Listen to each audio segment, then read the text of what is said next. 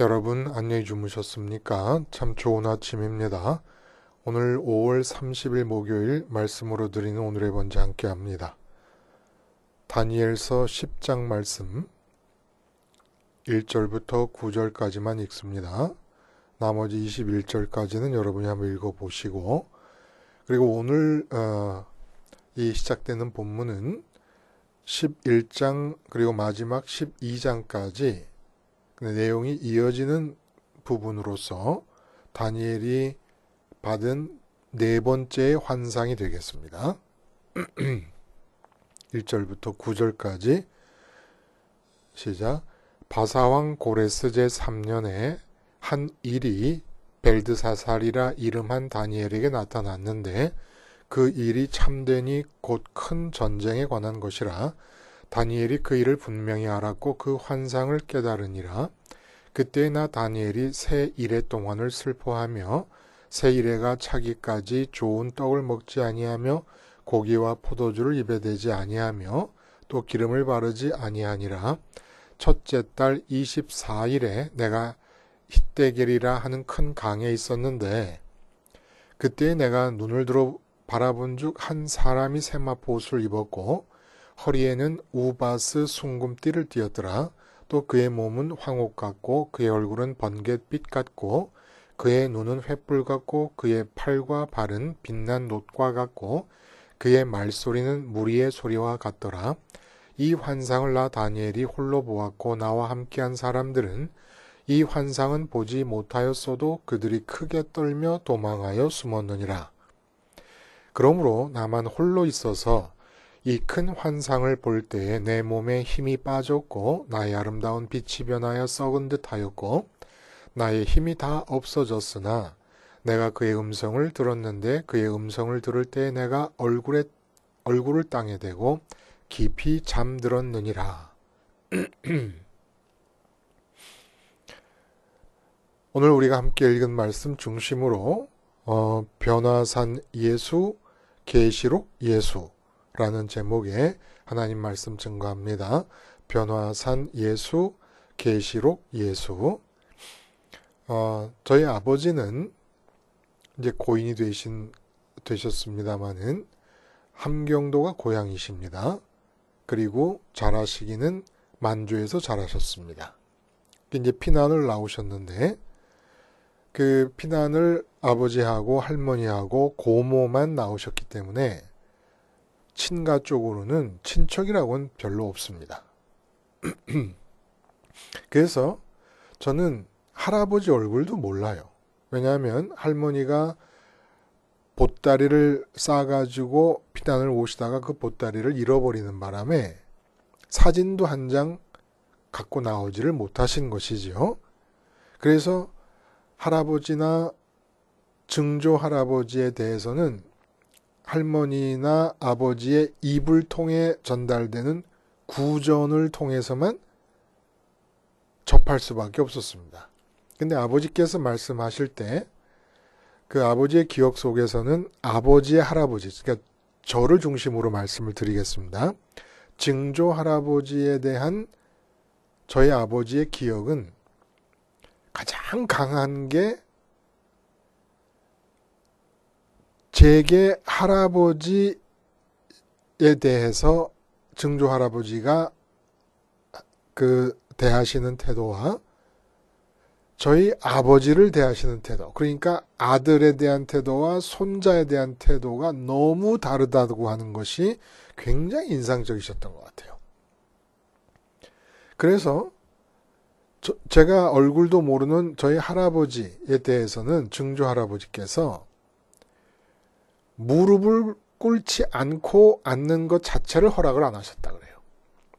항상 당신 앞에서는 아들이 무릎을 꿇고 있어야 됐고, 뭔가 마음에 안 들어서 화를 내실 때는 노수로 된 잿더리를 사용하지 않았습니까? 그 노수로 된 잿더리까지 던지면서 역정을 내시고 그러셨는데, 그렇게 역정을 내시는 중에 품에 안은 손자이신 저희 아버지를 바라보시면 불같이 호령하시며 무섭게 소리를 치시다가 품에 안고 계신 손자를 보시면 표정이 급변하신다는 거예요. 싹 웃으신다는 겁니다. 괜찮아, 괜찮아. 무서워하지 마. 이러시면서. 그 얘기가, 그러니까 아버지도 이제 20살 약관의 나이에 피난을 나오셨기 때문에 그 이상 많은 무슨 기억이 없으셨던지 모르겠어요. 그리고 증조 할아버지는 한의사를 하셨습니다. 어쨌든 이렇게 두 얼굴의 증조 할아버지를 이제 인상 깊게 기억하고 계셨는데 뭐 이 정도는 약관거 아닌가 하는 생각이 들어요. 오늘 본문을 통해서 예수님의 모습이 나타나십니다. 다니엘의 환상 속에서. 근데 이제 계시록에서 예수님의 모습이 나타나지 않았습니까? 계시록 1장에 보면 촛대 사이에 인자 같은 이가 발에 끌린 옷을 입고 가슴에 금띠를 들고 띠고 그의 머리와 털의 희기가 흰 양털 같고 눈 같으며 그의 눈은 불꽃 같고 이렇게 이제 쭉 인자의 모습이 나오는데 여러 부분에서 다니엘이 환상 속에서 본 인자와 비슷합니다. 그러니까 다니엘의 인자에 대한 환상이 원조격이 되지 않겠는가라는 그런 생각이 듭니다. 반면에 예수님의 판이한 모습으로는 변화산상에서의 모습을 볼 수가 있다는 거예요. 인자의 환상 아닙니까? 계시록에서도 인자로 나오고 그리고 오늘 다니엘이 보고 있는 예수님의 모습도 결국은 본문 전체를 보면 인자의 모습으로 표현되고 있고 변화산상에서 예수님의 모습도 예수님께서 변화산에서 내려오시면서 인자라고 당신을 가리키시는 귀절이 나오게 됩니다. 근데 같은 인자, 인간으로서 이 땅에 오셔서 사람의 아들이라는 별명을 가지신 이 예수님의 모습이 너무 판이하다는 거예요. 변화산에서 모습은 아주 단순하게 묘사됩니다. 그냥 빗덩어리이신 것처럼 그렇게 묘사됩니다. 희게, 빨래하는 사람이 더 이상 희게 할 수 없을 만큼 희어졌더라고 하지만 그 희다는 얘기가 하얀 물감을 칠했을 때 하얀색이 아니라 빛으로 발광체처럼 빛이 발산되고 있는 그런 상태를 희다고 표현을 한 것이에요. 근데 문제는 이 모습의 차이보다 반응의 차이가 더 너무 뚜렷하다는 겁니다. 다니엘의 계시 속 예수님과 요한 계시록 속의 예수님을 보고서는 다니엘과 사도 요한이 동일한 반응을 보여요. 요한은 뭐라고 얘기합니까? 계시록 1장 17절에 보면 그 예수님의 모습을 보고 나서 내가 볼 때에 그의 발 앞에 엎드려져 죽은 자 같이 되매 이렇게 표현합니다. 그리고 다니엘은 오늘 본문에 그 예수님의 모습을 보고는 그러므로 나만 홀로 있어서 이 큰 환상을 볼 때에 내 몸에 힘이 빠졌고 나의 아름다운 빛이 변하여 썩은 듯하였고 나의 힘이 다 없어졌으나 그리고 9절에 잠들었다는 얘기도 혼절했다는 얘기예요. 그 히브리어 원어의 뜻은 그냥 내가 편안하게 누워서 잠을 자는 게 아니라 넋이 나가고 기절했다는 겁니다. 예수님 모습을 보고 너무 무섭고 두려워서. 근데 변화산상에서 빛의 발광체처럼 변하신 예수님의 모습을 보고는 베드로가 뭐라고 그럽니까? 우리가 여기 있는 것이 좋사오니 만일 주께서 원하시면 내가 여기서 초막셋을 짓겠습니다. 그러니까 자기 자신이 거할 초막을 잃어버릴 정도, 자기 자신을 잊을 정도로 모라의 경지로 들어갈 정도로 황홀경에 빠지게 됩니다. 마가는 두려움이라고 표현해요. 두려워서 좋아해요. 두려움과 좋음이 어떻게 같이 공존할 수가 있죠? 두려움의 감정과 좋음의 감정이 너무 좋아서 이 순간이 지나가는 것이 두려운 것이에요. 너무 좋은 순간이라서 마치 꿈이 너무 좋은 꿈이면 꿈이 깰까봐 두려운 것처럼 꿈이면 깨지 마라 이렇게 얘기하지 않습니까? 그런 것처럼 두려워할 정도로 좋은데 다니엘과 요한 사도가 계시록에서 본 이 예수님의 모습은 너무너무 두려워서 무서워하다가 기절하고 혼절할 정도로 분위기가 그렇다는 겁니다. 또 사도 요한은 특이한 경험을 합니다. 변화산에서는 베드로와 같이 두려울 정도로 좋아서 황홀경에 빠지는 경험을 하고 계시록을 기록할 때에 그 환상 속에서 뵙게 된 예수님에 대해서는 죽은 자같이 되는 경험을 또 하게 됩니다. 도대체 이 두 예수님의 모습, 무엇을 의미하는 것일까요? 오늘 본문은 앞에 일은 일의 환상을 본 뒤로 2년이 지난 시점입니다.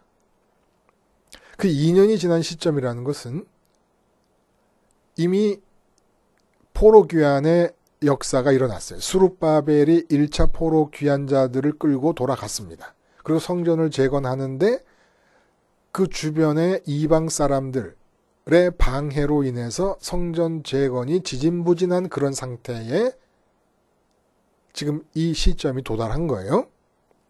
여기서 슬퍼하면서 다니엘이 3주 동안 금식 기도를 하게 됩니다.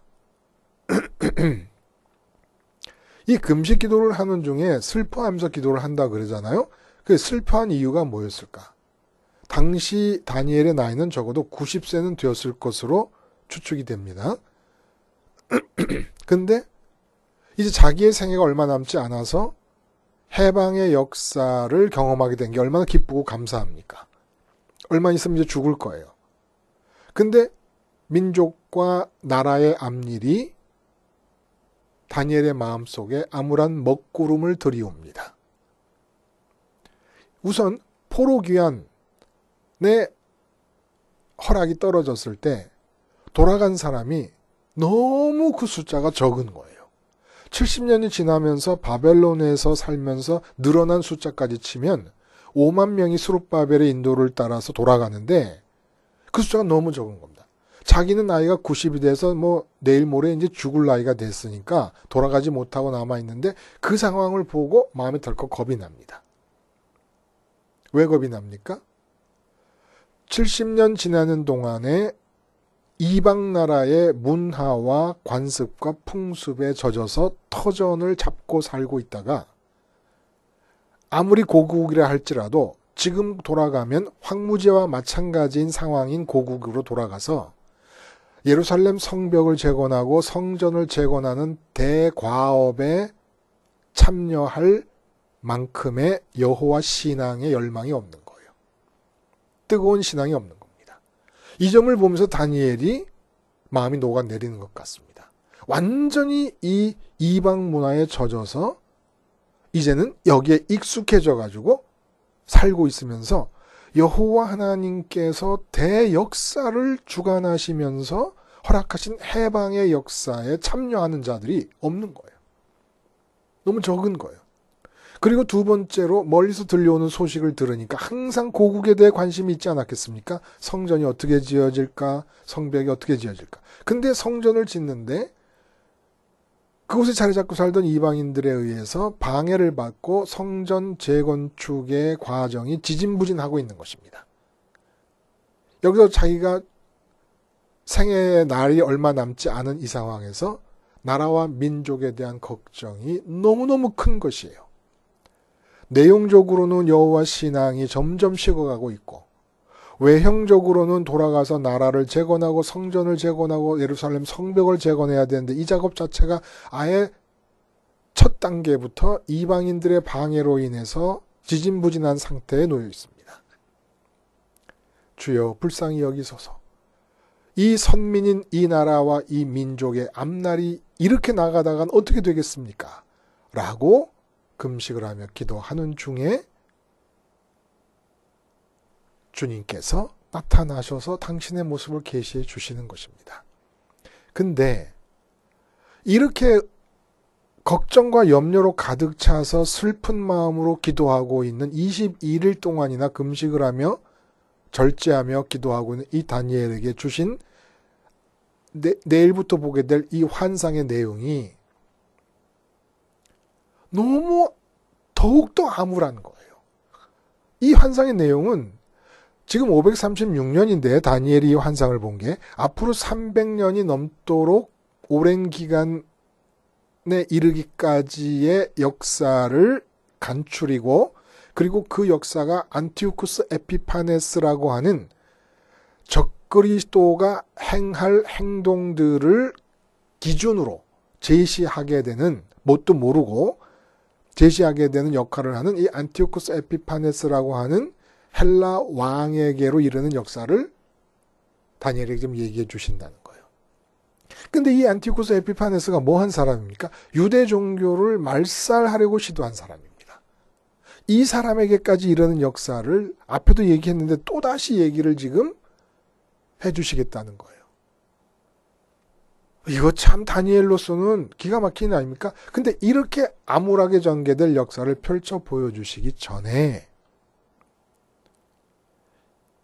다니엘이 마음으로 환상 속에서 전개되어질 역사에 발을 들여놓기 전에 예수님이 당신의 모습을 보여주셨다는 거예요. 근데 이 당신의 모습이라고 하는 것이 이렇게 다니엘이 너무 무섭고 두려워서 기진하고 혼절할 정도의 모습을 보여주셨다는 겁니다. 도대체 이렇게 예수님의 모습이 나타난 것에 대해서 우리가 두 가지 의문을 풀 수가 있어요. 첫째는 도대체 앞으로 이어지게 될 역사를 얘기하시기 전에, 전개되어질 역사를 얘기하시기 전에 예수님의 모습을 예수님이 나타나시는 것은 이유가 뭐냐?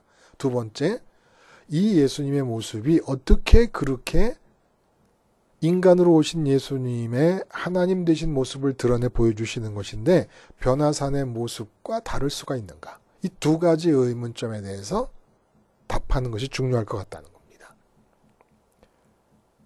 300년이 넘도록 긴 기간 동안에 이루어질 역사의 전개 과정 전에 예수님이 먼저 다니엘에게 나타나서 당신을 계시해 주시는 이유는 뭘까요?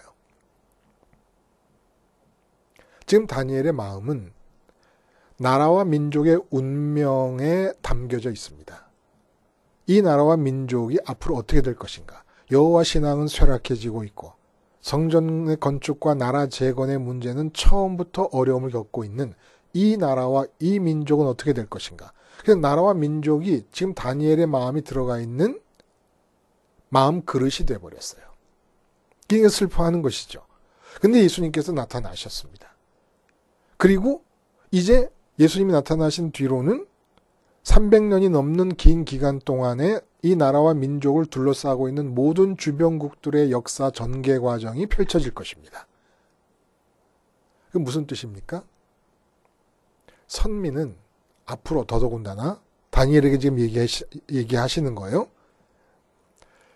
이 세상의 역사를 바라보거나 이 세상에서 나의 민족, 나의 나라 아니면 좁게는 내 가정, 나 자신 개인의 인생의 역사를 바라볼 때 반드시 인자이신 예수님을 통해서 바라보라는 것입니다. 계시록 1장 17절에도 19절에도 그러므로 네가 본 것과 지금 있는 일과 장차 될 일을 기록하라. 장차 될 일을 기록하라고 하실 때 다니엘에게 나타나셨던 그 예수님이 요한에게도 나타나셨습니다. 이건 뭘 얘기냐면 이 세상의 일은 하나님께 주권을 위탁받으신 예수님의 주권 행사에 의해서 진행된다는 것이에요. 그러니까 선민은 누구냐 하면 이 주권을 행사하시는 예수님의 주권 행사 현장에 마음을 두는 자들이 아니라 그 주권을 행사하시는 예수님 자신에게 마음을 담는 사람들이라는 것을 얘기해주고 계시는 겁니다. 그러니까 저희 증조 할아버지가 저희 할아버지를 막 야단을 치십니다. 그때 증조 할아버지 품에 안겨있는 저희 아버지는 할아버지 쪽으로 마음을 보내지 말라는 거예요. 증조 할아버지 품에 안겨 있으라는 겁니다. 그래서 역사 전개가 이야기되기 전에 예수님 자신을 보여주신 것입니다. 그래서 역사와 이 세상의 일은 전적으로 예수님이 주관하시는 일이라는 걸 믿자는 거예요. 예수님이 배후에서 주관하고 계신다는 걸 믿자는 겁니다. 그냥 내가 그 일 속에 들어있지 말라는 거예요. 예수님이 주관하시는 그 일과 그 현장에 마음을 두지 말라는 겁니다. 300년이 넘는 기간 동안의 일을 내가 이제부터 어떻게 할 것인지를 너한테 가르쳐 줄 것인데, 그리고 그 일 속에 나라와 민족도 같이 휩싸여서 흘러가게 될 것인데, 내가 지금 나의 모습을 너한테 보여주는 이유는 너는 내가 주권을 행사해서 300년 넘는 기간 동안 나라와 민족을 포함해 유대민족과 유대나라를 포함해서 끌고 갈 이 역사 자체에 대해서 관심을 갖지 말고 나에게 마음을 두라는 겁니다. 인자이신 예수님에게 마음을 두라는 거예요. 그러니까 앞으로 어떤 일이 땅에서 벌어지더라도, 그리고 땅에서 벌어지는 일 중에 내가 사랑하는 내 가정이나 내 가족들이나 아니면 우리 나라나 우리 민족이나 우리 이웃 나라나 어떻게 역사가 전개되든지 간에 너는 마음을 거기에 두지 말라는 거예요. 그래서 사도 바울이 그토록 수도 없이 반복하고 강조했던 단어가 뭡니까? 그리스도 안. 그리스도 안. 그리고 이 지금 의도를 적중하는 귀절이 하나 있어요. 뭐냐 하면은 사무엘상 25장에 보면은 갈멜의 부자 나발에 대한 얘기가 나옵니다. 다윗이 아직 왕이 되기 전이에요. 광야를 전전할 때인데, 이때 그 나발의 아내 아비가일이 다윗을 홀대한 나발을 다윗이 죽이려고 갈 때 도중에 나와서 다윗의 분을 사귀면서 다윗에게 한 말이 있습니다. 다윗을 내주라고 얘기하면서 여호와 하나님의 생명싸개 안에 들어있는 분인데, 생명싸개 안에 들어있음으로써 내주 다윗의 원수들은 하나님께서 다 처단할 것인데, 그리고 원수들 나발과 같은, 자기 남편 나발과 같은 원수들이 다윗에게 어떻게 행하든지 간에 생명싸개 있으므로 그것이 무슨 해가 될 것이라고 화를 내십니까? 이런 의미로 다윗의 마음을 달래는 일이 일어납니다. 그래서 뭐라 그러냐면은, 사람이 일어나서 내 주를 쫓아 내 주의 생명을 찾을지라도 내 주의 생명은 내 주의 하나님 여호와와 함께 생명싸개 속에 쌓였을 것이요, 내 주의 원수들의 생명은 물매로 던지듯이 여호와께서 그것을 던지시리이다.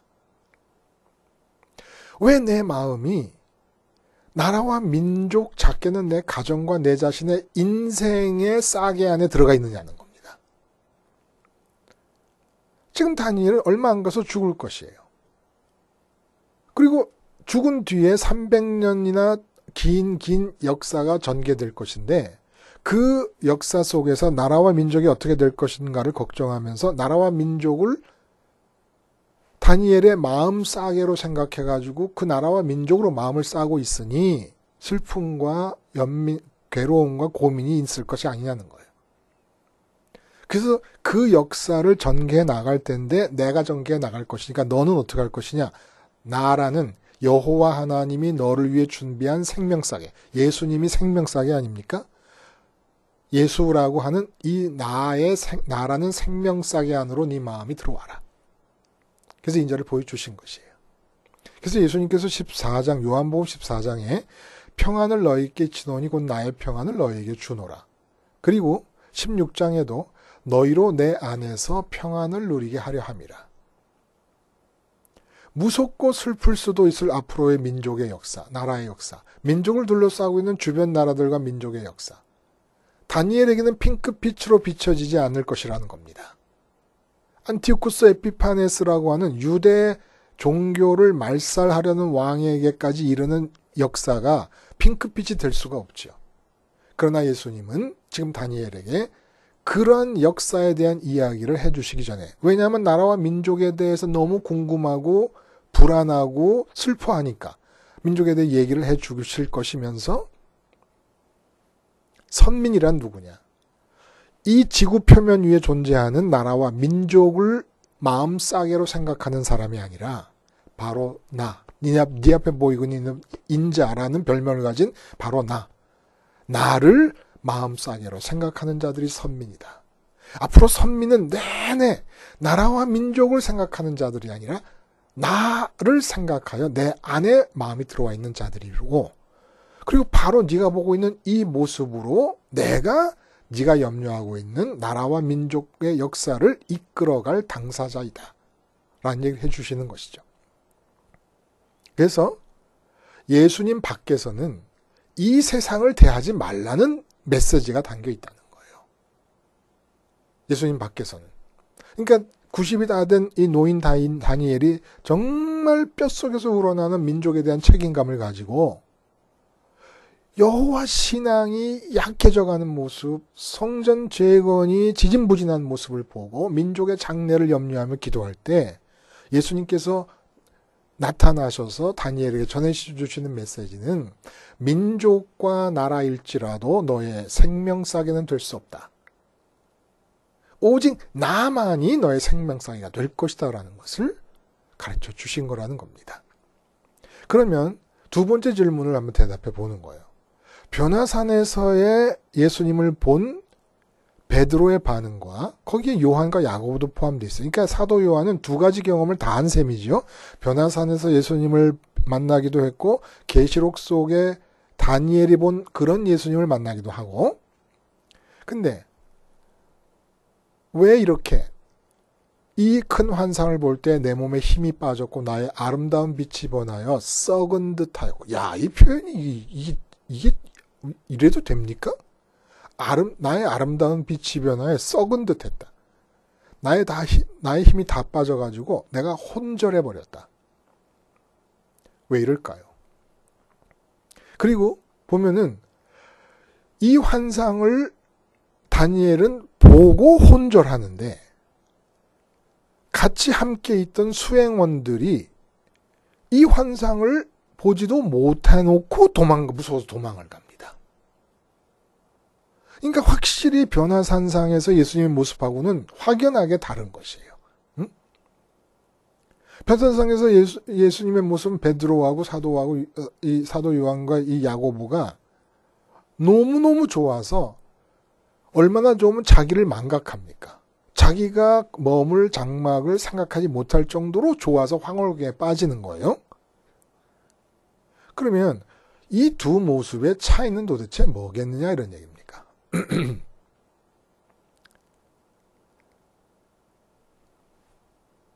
먼저 이 환상을 보지도 못한 사람들이 다 무서워서 도망갔다 그래요. 그러니까 이건 무슨 얘기냐면 영적인 두려움이 느껴졌다는 겁니다. 그러니까 우리의 감각을 통해 느껴지는 어떤 의식적 두려움이 아니라 의식 배후에서부터 몰려오는 두려움인 거예요. 의식을 통해서 마음이 느끼는 두려움이 아니라 의식 배후에서부터 몰려오는 두려움. 예수님이 이 세상을 대하실 때 이렇게 사람이 너무너무 무섭고 두려워서 혼절할 수밖에 없는 모습으로 대하신다는 것입니다. 이게 무슨 얘기일까? 예수님께서 마태복음 변화산의 얘기 바로 앞서서 십자가를 예고하십니다. 그 십자가라는 것은 십자가 사건으로 끝나는 게 아니라 죽은 지 사흘 만에 부활하실 것을 함께 예고하시지 않습니까? 그게 부활하시고 승천하셔서 하나님 우편까지 가시는 과정이 하나로 묶여 있습니다. 연쇄적으로. 그러니까 십자가에서 죽으셨다라고 하는 것은 영광을 받으셔서 하나님 우편에 앉아 계시는 사건까지 이어지는 것이에요. 어느 것도 잘라낼 구분은 되지만 분리가 될 수 없는 연쇄적 사건들입니다. 근데 그 십자가가 왜 일어나게 됩니까? 베드로와 야고보와 요한이 그 십자가에서 예수님과 연합함으로써 죽으시고 부활하시고 승천하시고 우편까지 가시는 예수님을 따라가도록 되어 있기 때문에 십자가가 일어나는 것이에요. 이 세상을 구원하시려고 이루신 사건이 십자가서부터 하나님 우편에 이르기까지한 예수님의 동선입니다. 이 동선이 구원의 사건이에요. 이렇게 예수님을 십자가로부터 하늘의 아버지 우편까지 따라가려는 사람들에게 향하는 예수님의 모습은 변화산의 모습이라는 거예요. 근데 이렇게 따라가려는 예수님의 모습, 이게 믿음 아닙니까? 이 믿음은 뭘 뜻하는 겁니까?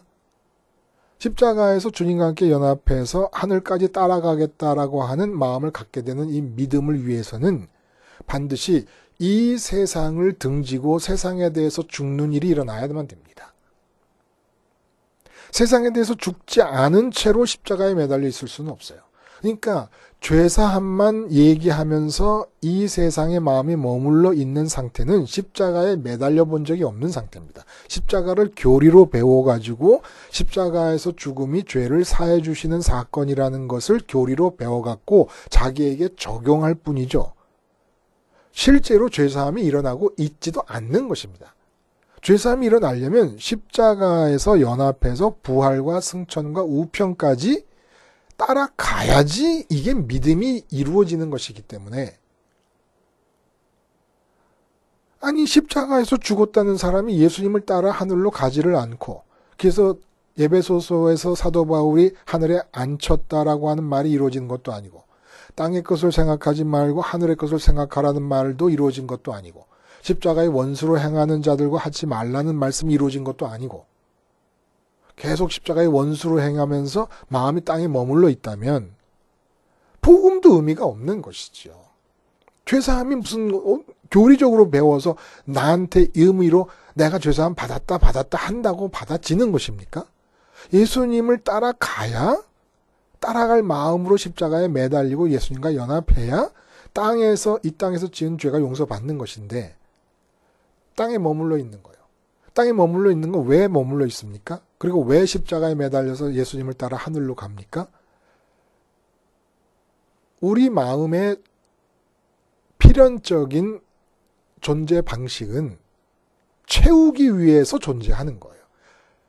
만족과 기쁨을 추구하는 것이 아니라 내가 존재하고 있고, 내가 이제 존재해요. 나로서 잘 존재하고 있어요. 근데 만족과 기쁨이라는 걸 한번 목적 삼아 얻어볼까? 이래서 만족과 기쁨을 추구하는 게 아니고, 만족과 기쁨을 추구해야만 존재할 수가 있게끔 만들어졌다는 거예요. 그러니까 만족과 기쁨을 추구함이 끊어지면 존재도 하지 않는 겁니다. 존재 방식이에요. 만족과 기쁨을 추구함이. 그러니까 만족과 기쁨을 추구할 수밖에 없는 마음이 이 세상에 머물러 있다는 것은 예수님을 믿지 않는다는 것이에요. 근데 왜 예수님을 믿지 않느냐라는 얘기를 오늘 본문에 해주는 거야. 예수님의 모습을 보지도 못한 사람들이 무서워서 다 도망쳤다 그래요. 이 영적인 두려움이거든요. 왜 주님의 십자가를 생활화하지 않는 줄 아십니까? 두렵기 때문에. 영적으로 두렵기 때문에. 의식적으로는 왜 두려운지를 몰라요. 의식적으로는 귀신이 빙이 된 사람의 이상한 짓을 보고 두려워한다든지, 칼로 난도질을 하는 무슨 백정 같은 이 연쇄 살인범을 볼 때 두려워한다든지 그렇게 되지만, 눈에 보이는 게 없는데 마음이 두려운 건 영적인 두려움이라는 겁니다. 그 영적인 두려움이 뭐냐 하면 십자가를 두려워하는 거예요. 십자가가 왜 두렵습니까? 기쁨과 만족을 추구할 수밖에 없는 마음이 십자가에서 세상에 내주고 하늘로 가기 싫다는 것은 세상에서 기쁨과 만족을 찾고 싶다는 건데, 십자가가 요구하는 것은 아직도 나는 이 세상에서 기쁨거리와 만족거리가 많다고 믿고 있는데, 십자가가 요구하는 건 세상에 대해 죽어버리라는 거예요. 그래서 십자가를 생활화 안 합니다. 십자가를 생활화하지 않는 목사님, 권사님, 장로님들이 가가지고 십자가가 무섭습니까? 그러면 내가 왜 십자가를 무서워해? 무슨 소리야? 절대 무서워하지 않아. 십자가가 얼마나 좋고 고마운 건데. 이렇게 얘기하는데 왜 생활 속에서 십자가 생활화를 안 하느냐? 눈에 본 것도 아니고 귀에 들은 것도 아니지만 영적인 두려움이 임한다는 겁니다. 그래서 이 지금 다니엘이 혼절하고 있는 예수님의 모습은 마음이 이 세상에서 기쁨과 만족을 얻을 수 있다고 믿으면서 세상 속에 머물러 있는 사람들의 역사를 주관하실 때 띠는 모습이라는 거예요. 계시록에서도 예수님께서 다니엘의 환상 속에 나타난 예수님과 비슷한 모습으로 나타나신 것은 마찬가지라는 거예요. 요한계시록에서도 앞으로 일어날 일에 대한 역사를 주관하시는 예수님의 모습으로 나타나는데, 그 역사라고 하는 것이 마음이 이 세상에 남아있는 사람들을 향한 역사라는 것입니다. 그들 중에 섞여 있는 선민의 얘기가 나오지만은 이토록 무서운 모습으로 느껴지는 이유는 마음을 예수님을 따라 하늘 아버지께로 가서 하늘 아버지로 기쁨과 만족의 문제를 해결하려 하지 않고 세상에 남아있는 사람들일 경우에 바로 이렇게 무서워 기절할 정도의 모습을 가지고 그 사람을 지금 대면하고 있는 중이라는 거예요. 만약에 내가 어느 회사에 다니는데 불교에서 보살이라고 불릴 정도로 아주 불교 신앙이 깊은 사장님께서 나를 부당해고하셨다. 부당해고를 당했어요, 내가. 그러면 이 부당해고 당한 상황은 어떤 상황이냐면, 나는 부당해고를 당한 상황을 내 마음의 생명싸개로 생각하면 안 되는 상황인 것입니다. 나라와 민족의 암울한 미래가 다니엘의 마음의 생명싸개가 되어서는 안 됩니다. 그 역사는 내팽겨치진 채로 악한 자들이 지배하는 역사가 아니라 배후에서 이 땅에 오셔서 인간의 이웃이 되셔서 인간을 긍휼히 여기고 계시는 그 예수님이 주관하시는 역사입니다. 내팽겨쳐지는 법이 없습니다. 나는 내 마음의 생명싸개를 예수님 자신으로 정하면 되는 것이에요. 근데 사람들이 이렇게 하지 않고 부당해고를 당한 사실과 부당해고를 한 그 사장님을 원망하며 그 사장님과 부당해고의 상황이 내 마음 싸개가 되어버립니다.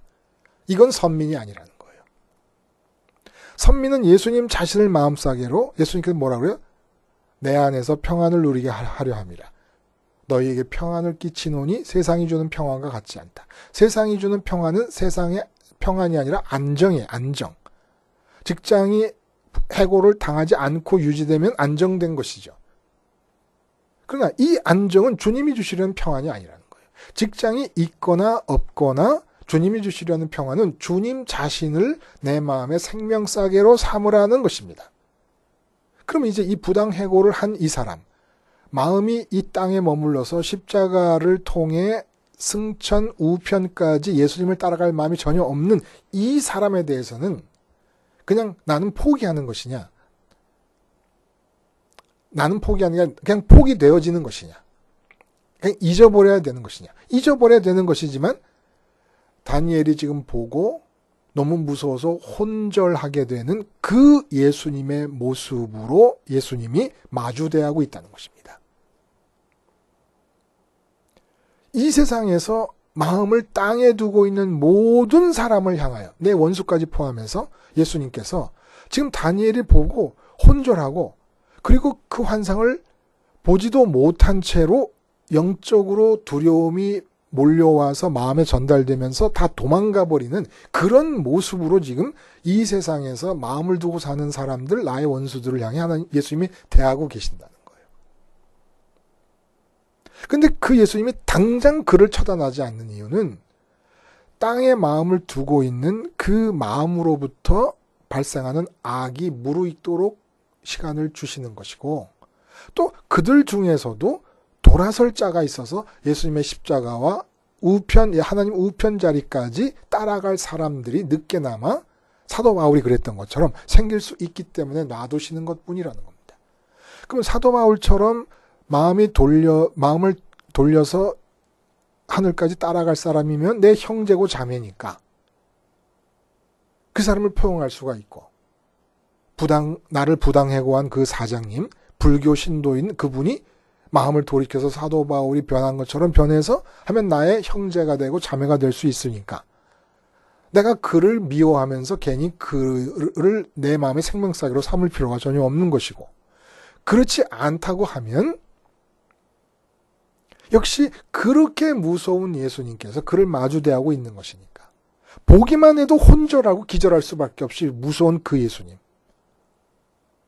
그러니까 이 세상 일에 대해서는 내게 좋은 일이 일어나든 나쁜 일이 일어나든 내가 나의 생명싸개로 삼을 필요가 없다는 것입니다.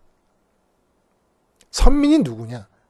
나라와 민족을 걱정하는 자들이 아니라 예수님을 생명싸개로 삼아서 들어가고, 그러면 나라와 민족을 예수님은 주권자로서 당신의 뜻을 따라 이끌어 가실 것이라는 겁니다. 원수가 생깁니까? 걱정 없어요.